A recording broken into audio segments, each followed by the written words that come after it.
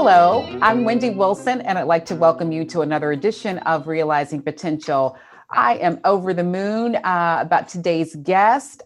She and I have been in communication probably for less than about 2 or 3 months, but just immediately had great admiration and respect for what she does. She is a proud alum of Albany State University, but is just making a huge impact on a global level in the STEM field. And I'll let her tell a little bit more about that.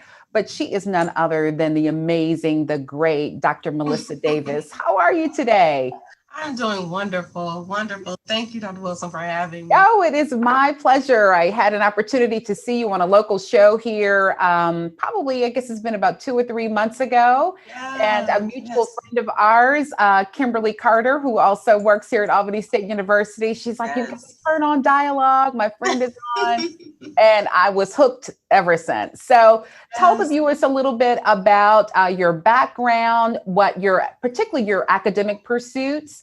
You are, of course, a native Albanian, went to Albany State. I'll let you go into that, and then what you're currently doing. Okay, wonderful.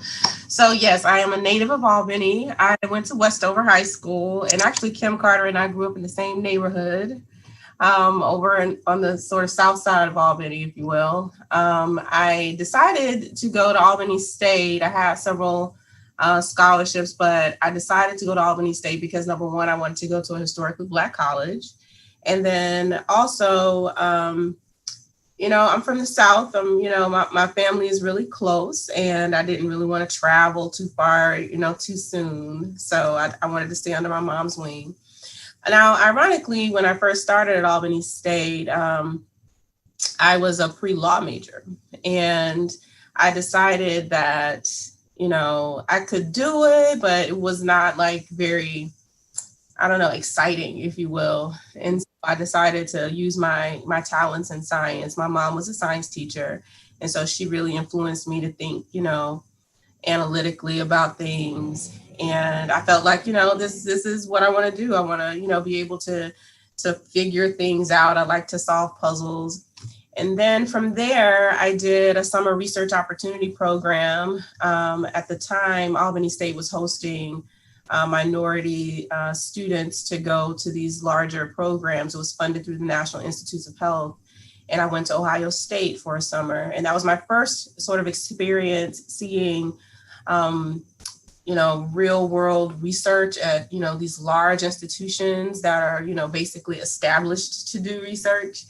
And I was overwhelmed, and I thought, wow, you mean for a living, I could just work in a lab and discover things every day? And so, that was it. I was hooked. I did some experiments, and I was the first one to my mentor at the time was like, you just discovered something that nobody else knows right now. Like, just in this room know that this gene impacts spinal cord regeneration. And I was like, wow, and that was so exhilarating, and I was like, I need more of this. I want to do more. And I must say that over the years, my purpose has changed. I think, initially the reason why I was interested in genetics was more about social justice. At the time when I was graduating from Albany State, there were new technologies where people were starting to attribute like genetics to behavioral, corollary. So, we found a gene for criminal behavior, such nonsense as that. And I, felt like, this could be really bad for the minority community if we don't really understand what they're talking about. You look at who's doing the research, and in the context of not really understanding, the communities and the ethnicities that they're trying to describe. And I felt like, I felt a calling, like I need to be in the room, when they start making these interpretations. And so I ended up getting my doctorate at the University of Georgia. And from there, I went to postdoc at Yale School of Medicine and the University of Chicago. And at Chicago is where I started this health disparities focus, where, I did not know, like most of the community, that, first of all, the African Americans were dying more of breast cancer, and that they were dying younger, and that there were different types of breast cancer. kind that African American women were diagnosed with didn't have a special therapy. They call it targeted therapies, right? So, all of those things sort of contributing to the fact that we already had poor access to equitable health care kind of compounded, this disparity where we see African American women dying more frequently. And so that's been what I've dedicated my career to since then. So I'm already grinning because we've got to do a part 2 and a part 3, and we've already when I shared the amazing work and who you are and that you're an alum of Albany State with our president. So her the wheels in her brain started churning. So Yes. We already have connected you. So you're going to be serving on a committee or a board, if you will, with the CDC and Phoebe. And so Yes. that project is coming up to address I'm so again. excited. Yes, we should be. Help this where she's like, put her on this and put her on this. And I was like, well, wait, I got some things I want her to do too. But a couple of things that I want to, before we delve more into your current body of work. I was born in the 60s. I got a birthday coming up soon, but I share that to say, I remember in high school that there was a book that came out, and I believe it was titled The Bell Curve. I don't know if you're familiar with that, and I may have the right title. So when you addressed or presented the social justice that we constantly are having to address. And I had no idea at that particular time of the focus of the bell curve. And I hope I have the title right. But this gentleman, and I use that word very carefully, had written this book. And this is a part of the history in terms of Black people being in this country. So since we arrived in Jamestown and trying to justify the peculiar institution of slavery as it is, but to justify his which so many people have done, and trying to explain why we treat a certain group of people a certain way. And so his thought process or rationale, or he tried to use science to say that there are mental capacity as people of African descent was far much less than those of European descent. So I don't know if you remember that book or not. So I am aware of the book. I must say, I haven't read it through to completion. Not necessary. It was from what I've heard of the book, I try to time wisely. Nonsensical. It made no sense. But again, it got a lot of leverage, and people again used to use that. So when you brought up the piece about the gene or some type of marker that then correlates to criminal behavior, I was not aware of that. I should say that I am not surprised, but again, that affirms why your work and why your presence, your representation is just so critical. And then why, and I'm going to get on the representation piece, why we need more Melissa Davises in the world. And so when we showcase you and your body of work and your brilliant mind, I could go on and on.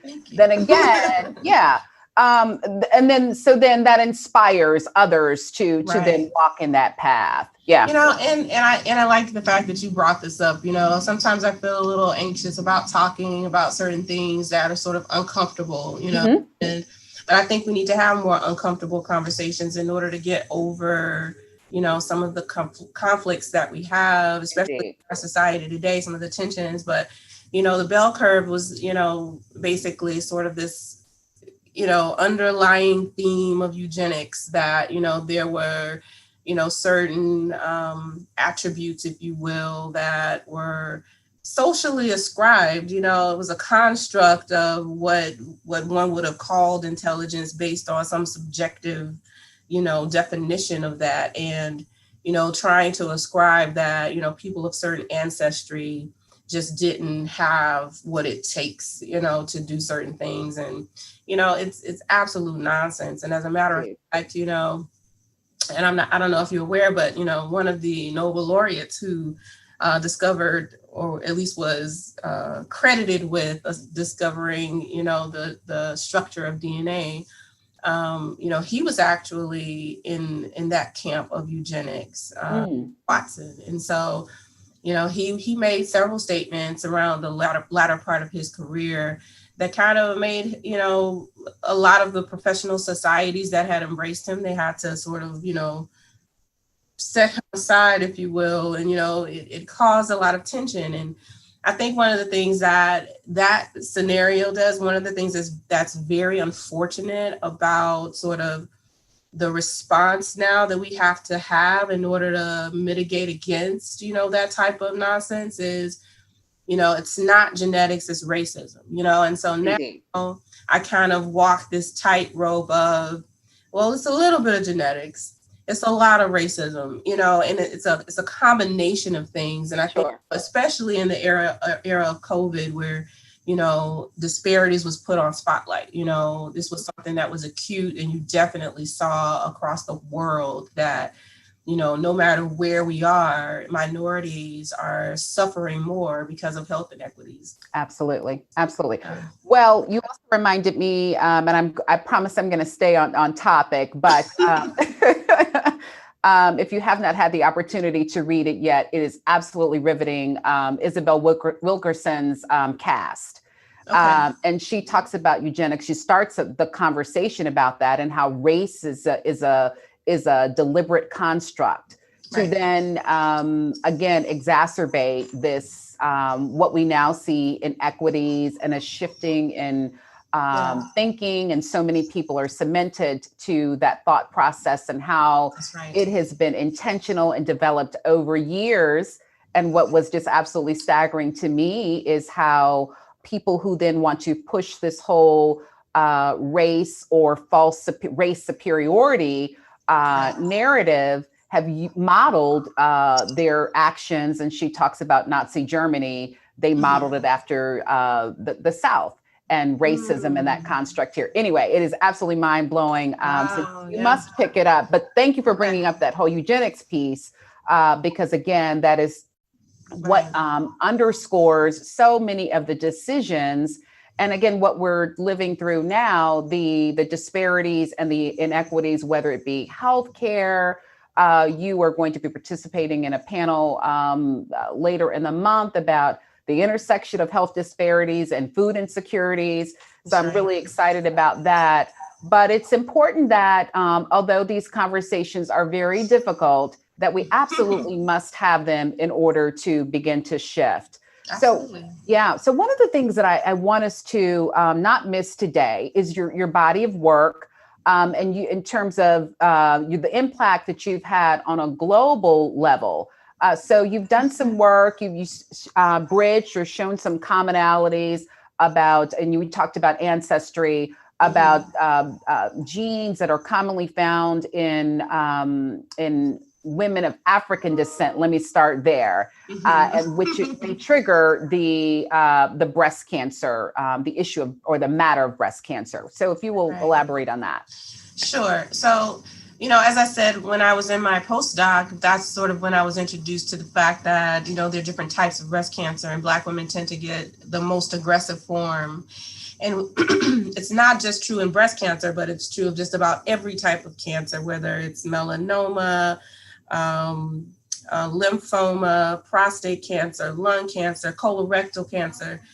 People of African descent tend to get the most aggressive form of the tumor. And by aggressive, I mean it shows up early. So usually, in no matter what cancer site we look at, African Americans tend to get earlier onset.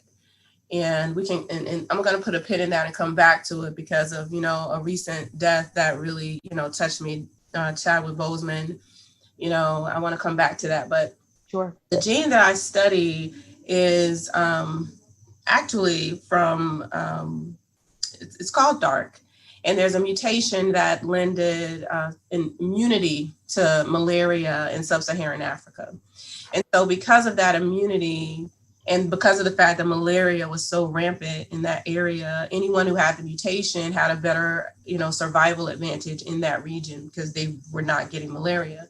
And so then it basically, it became fixed in that population, meaning just about 100% of the people who lived in sub-Saharan Africa, on the west coast of sub-Saharan Africa, have this mutation or variant. I don't like to call it a mutation.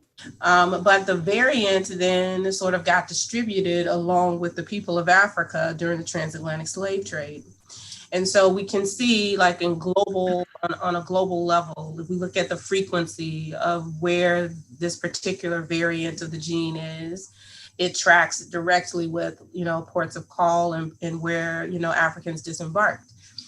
Now, functionally, what the gene does is regulate inflammation.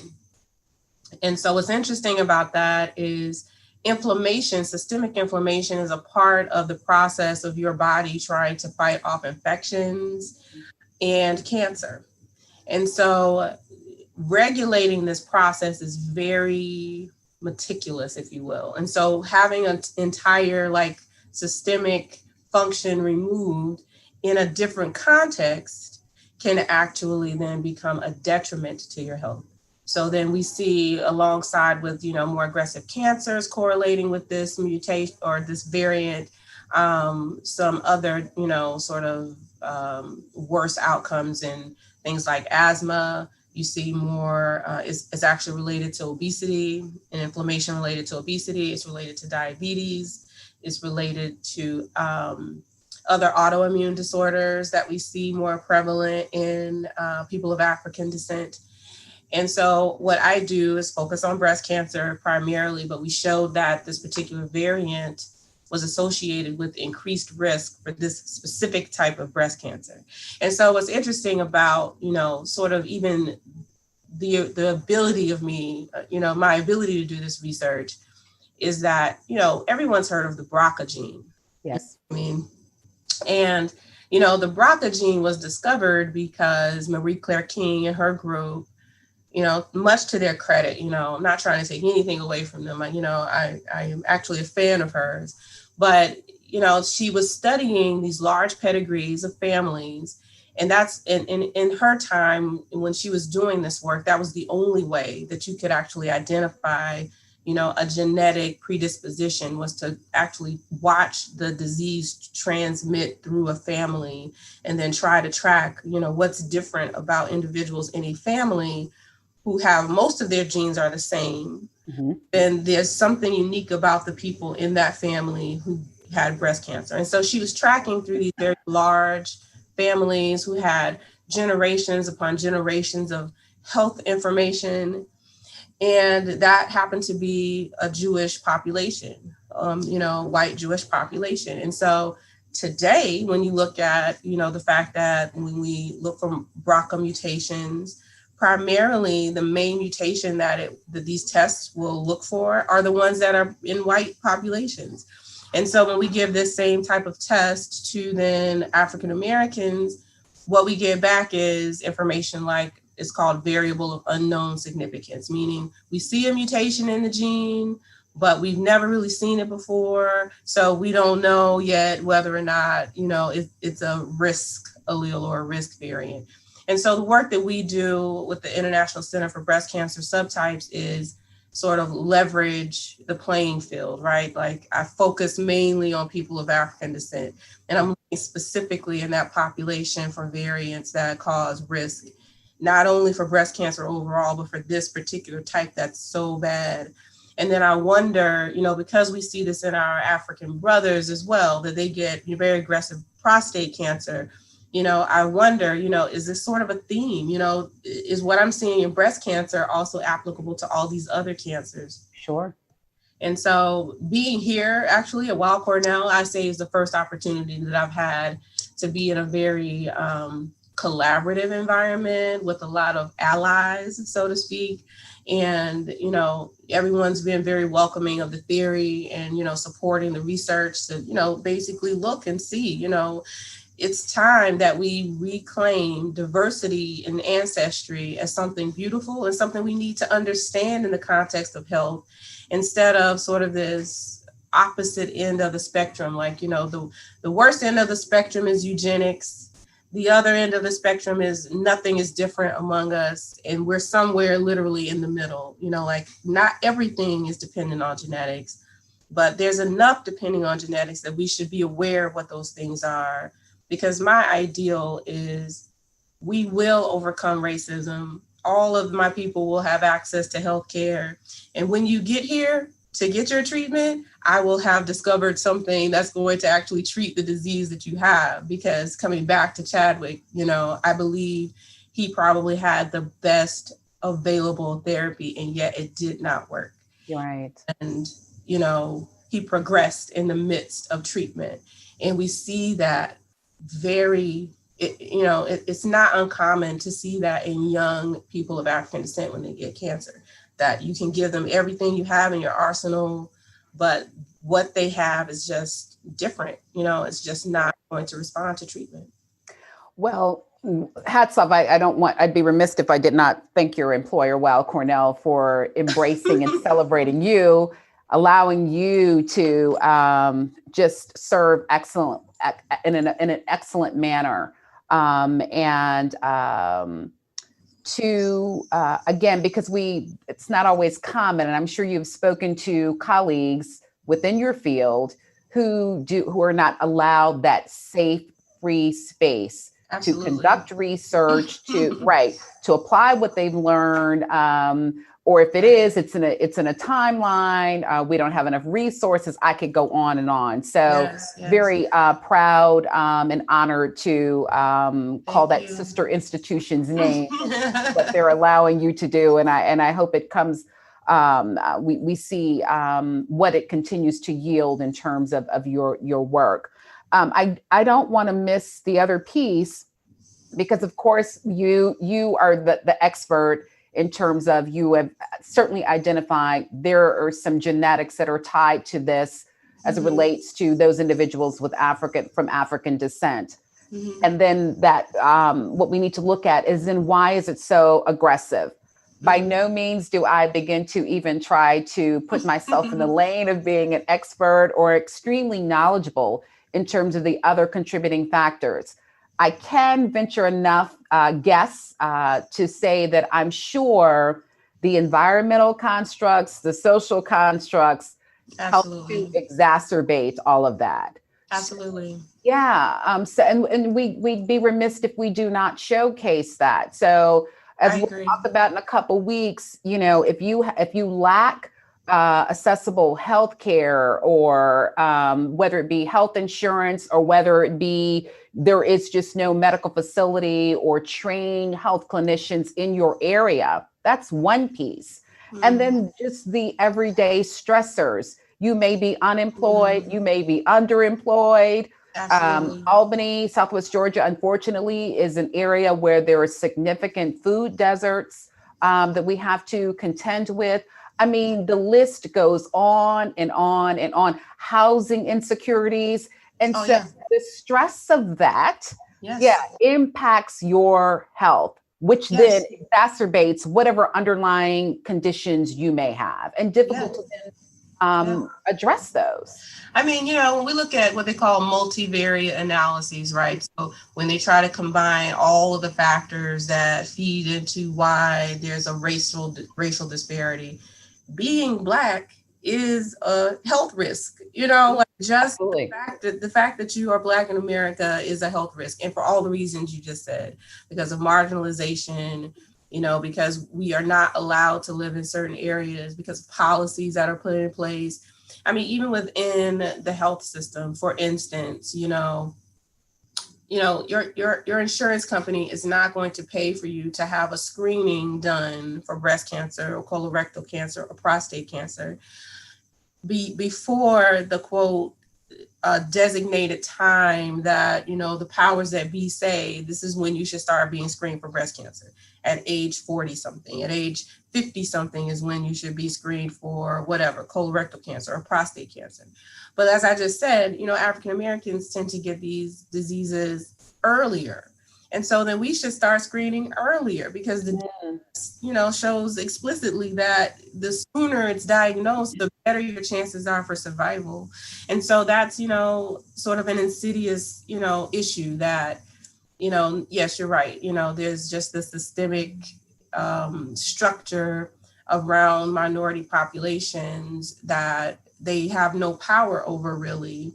And so it's up to us as a community to reclaim that power. And, people like me, epidemiologists, need to go back to these, professional organizations and make this point, that you need to change the guidelines, because we need to have the ability to go through these screening programs earlier in order to catch the cancer earlier. And I like what you said about food deserts as well. Here in Brooklyn, for instance, we do community outreach, and they call it a food swamp. And so it's sort of the same thing, but they're saying that they're sort of inundated and surrounded by poor food choices. They don't even think about the fact that, I'm surrounded by, fast foods and foods that are, bad for my health. And, 5 miles, and in New York, 5 miles is, pretty far away. Right. There's like a fresh food market, and we saw that in Chicago. And I think that was the first time I was even introduced to it, in Chicago, that people on the South Side literally had no access to fresh produce. And so they had to, eat canned foods, or, at best, maybe something frozen. And, all of that feeds into wellness, so yes, if you have to eat preservatives all the time, if you're eating fillers all the time, then absolutely that's going to give you a higher risk for cancer, diabetes, I think obesity, I think that for African Americans, it's this perfect storm. It's like, we, because of who we are, who our ancestors were, it's a completely different culture. A point when we go to Africa, the breads that they put out is freshly made every day, It's nothing that's been sitting on a shelf for weeks, like they don't do that. It's a completely different diet. So it's not necessarily the carbs, because they eat a lot of carbs, but it's the quality of the food, not just what you eat, but the quality of the food you eat. So we've got so much more. Our usual time, Dr. Davis, is usually about 20 to 30 minutes, but this is such great information. So we're going to take a little break and then come back more, because I want our viewers to experience, what we produce so well here at Albany State University. So we'll take a break and we'll come right back. It takes less than 1 minute to find out if you may have prediabetes. You can do it here. But you probably won't. You're busy. Kids, work, show coming back in 48 seconds. So let's do this now. Hold up one finger if you're a man, women, 0. 3 more fingers if you're over 60, 2 over 50, 1 over 40. If you're not sure, keep in mind you're sitting on a couch right now, so 1 more finger if you're not very active. 1 finger if yes, 0 if no. 1 yes, 0 no. Next. Find the body type that looks most like you and hold up that many fingers while I look around awkwardly. And that's it. If you're holding up 5 fingers or more, you probably have prediabetes. Sorry to be so blunt, but hey, you're busy. Just go to the site. Thank you for joining us again. Again, I'm so elated and excited to have Dr. Melissa Davis join us for this now our part 2 of our conversation. She is a breadth and a wealth of knowledge. Her specialization, of course, is genetics, and the research as it relates to disparities regarding healthcare. And she's done extensive study on breast cancer research. I could brag about her all day, but in our before we took a break, we were discussing the challenges as it relates to food insecurities in this community, and unfortunately, just globally, the challenges that people experience. And I was just sharing a small story in the grand scheme of things, because fortunately, very blessed to have transportation to navigate back and forth, but individuals are always not so fortunate or don't reside in communities where they have mass transit, which will allow them access. That should not be relevant in that. Just it should be as a part of our humanity that we then have access and that it be equal. Having said that, just as there are options here on the west side of Albany in terms of food and grocery stores and, again, healthy food options, we know that there is a huge disparity, and that does not exist on the east side of right. Albany. And that is reflective of neighborhoods across this country. So we have lots and lots of work to do. And I was saying that I know people may say, well, I don't know that you can identify that as systematic racism, but I think we become anesthetized and numb to what it looks like and the various degrees of systematic racism. So that is another show, and you're going to participate on a panel discussion. And so we'll start marketing that soon.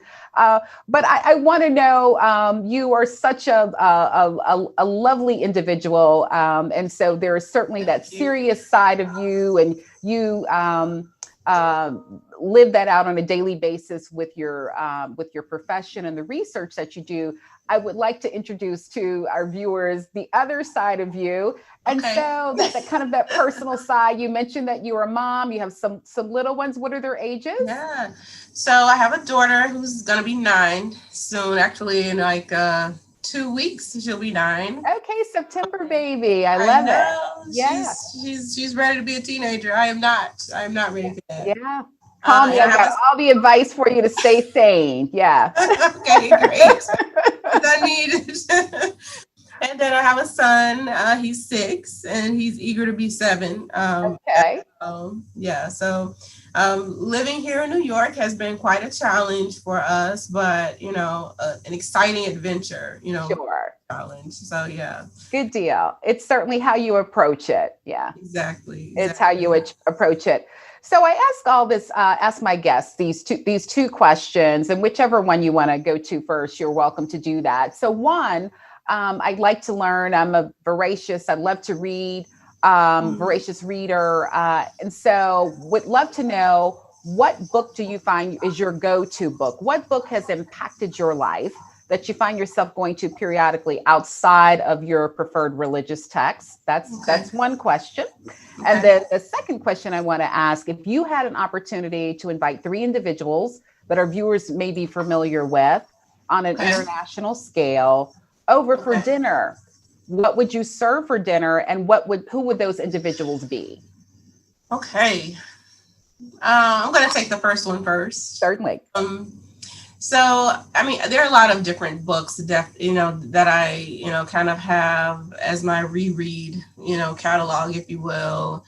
And really, it just depends on what my soul needs at the time. But I think, from obvious, sources of books that my sorors have written, Nikki Giovanni, I love her poetry.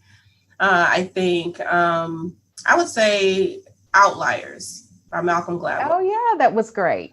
Yeah. So it came when I read it, it came at a time when I won't say I was suffering as much, but I was very nervous. I had just finished, my postdoctoral training. I was starting my first position as a faculty, and I felt sort of out of place. And I felt like, I didn't know enough, and I also felt like, I was dealing with this imposter syndrome, if you will. And the truth is, I knew more than I needed to know, but just reading the book and seeing sort of like how the most successful people in the world became successful, it was all about opportunities and practice. And the practice for, your purpose doesn't necessarily look like practice. It's actually just your experience and what you've been exposed to.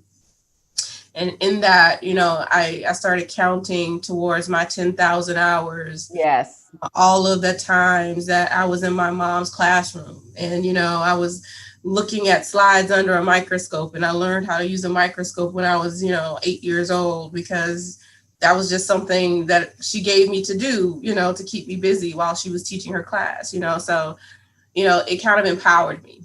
And so I do tend to go back to that, and I use it actually when I teach, when I teach medical school students. I tend to say, this is where some of your 10,000 hours begins today. And some of them, maybe it started, years and years ago, but eventually you will reach, what you need. You'll accumulate the experiences that you need to become an expert, Indeed. That's a great book. I'm a big Malcolm Yeah. Gladwell fan. And that one really resonated with me as well for that very reason, because sometimes when we, oftentimes when we run across an individual who is just absolutely spectacular, Yeah. well accomplished, respected in their field, we think that that's just innate, or just happened.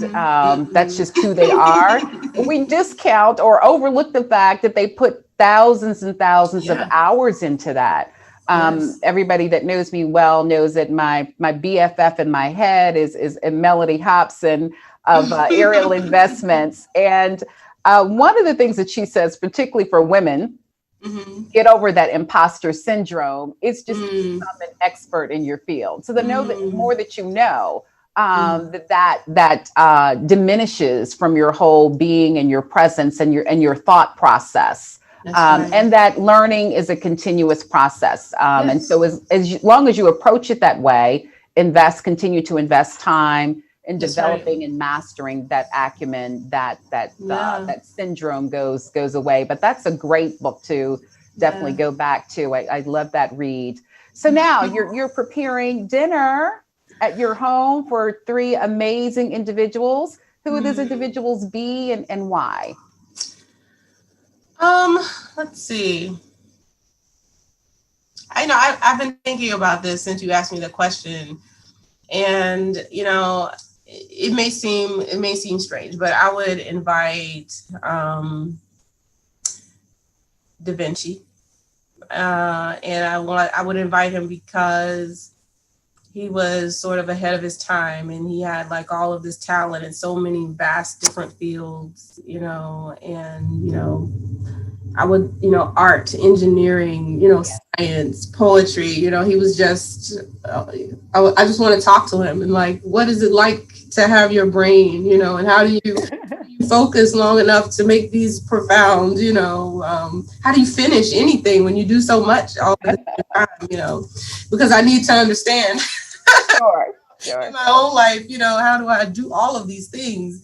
Because I feel like I should be doing all of these things. So I would love to have a conversation, and also in the context of what his perspective of the world was like at that time.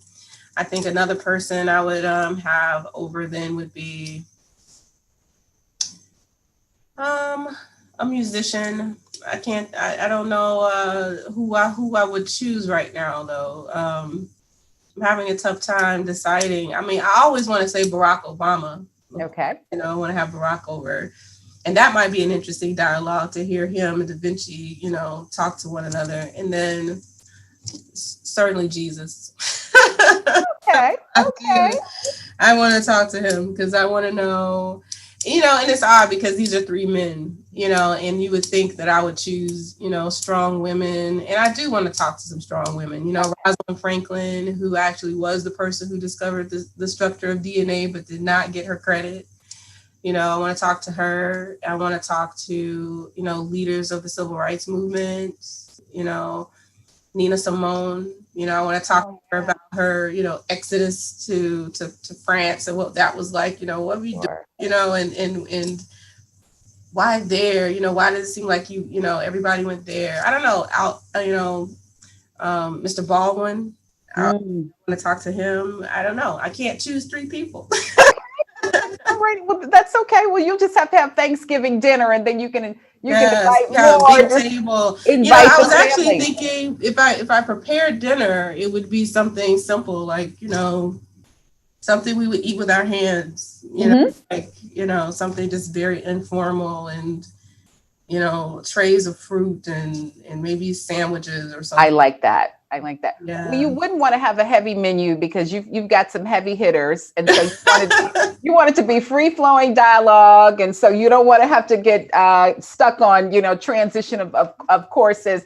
I heard you say your soror, Nikki Giovanni, and not my soror, and you're a soror, but yeah. She's amazing as you are. Yes. So she would have to, Nikki Giovanni would bring such delight and humor to that moment. Yeah. Such a brilliant mind, but she is also just effortlessly so comical. Yes. So yeah, I know she would certainly lighten the conversation and then Yes. also be equally as thought provoking. Yeah, Yeah, that's a exactly. yeah, she's amazing. She's come here to Albany State several Yeah. times, and she's absolutely outstanding. As you are, I have enjoyed Thank this you. tremendously. I knew that I would, but not to the degree that I have. I didn't anticipate all of that. So just excited about, I have to, I owe Kimberly lunch. I don't know. I'm usually reading on Me Sunday too. mornings. And so she texts me and she's like, you've got to turn this on and watch it. And I'm so glad that she did, because again, it opened up the door. Like you, I know we have thousands and thousands of alums that are out there that are just making significant contributions, whatever Yes. their field Yes. or their industry. But the I'm so stars, proud of Albany State. I Absolutely know. right. Like we're leading multiple communities all over the world. Absolutely. It's Absolutely. amazing.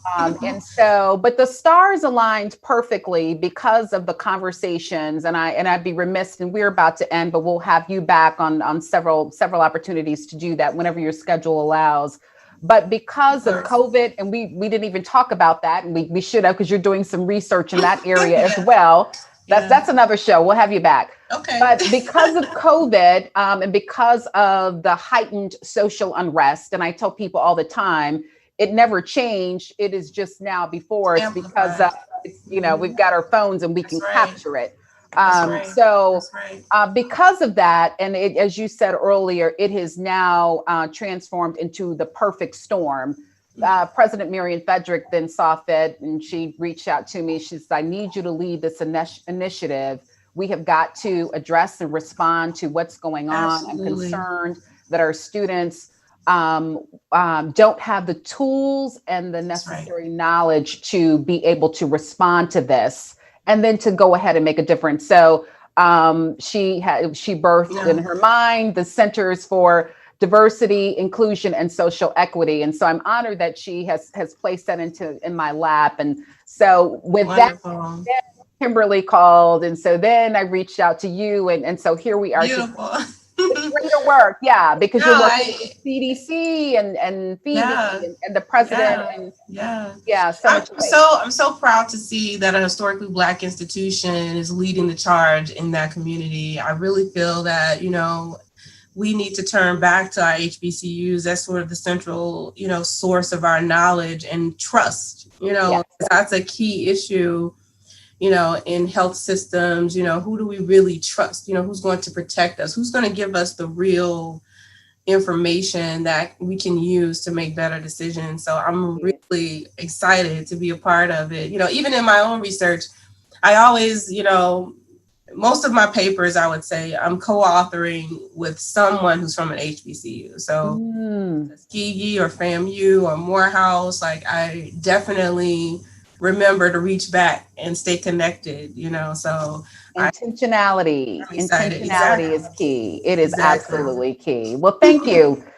for being intentional. I am so proud of you. I feel like I've known you forever. Yeah, I do. But you just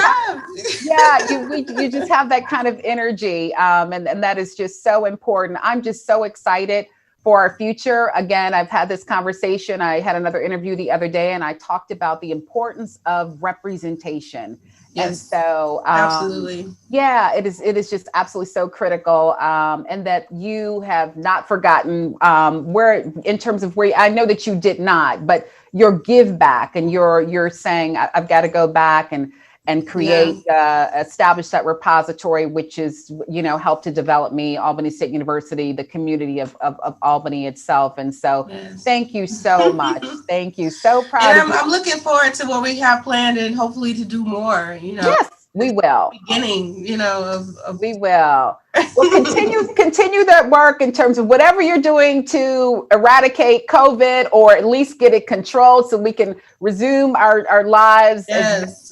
So we'll let you get back to work. I'll see you in a few weeks for the taping, and let me know what your dates availability are. We'll get that scheduled and start that planning. But Dr. Melissa Davis, thank you for your outstanding body of work and for Thank just you. being an exemplary alum of Albany State University. Know that you're Thank welcome you. back anytime on Realizing Potential. Oh, absolutely. Thank you for having me. My pleasure. My pleasure. Viewers, thank you so much for joining me for this extended edition of Realizing Potential. I'm Wendy Wilson, and I look forward to seeing you next time.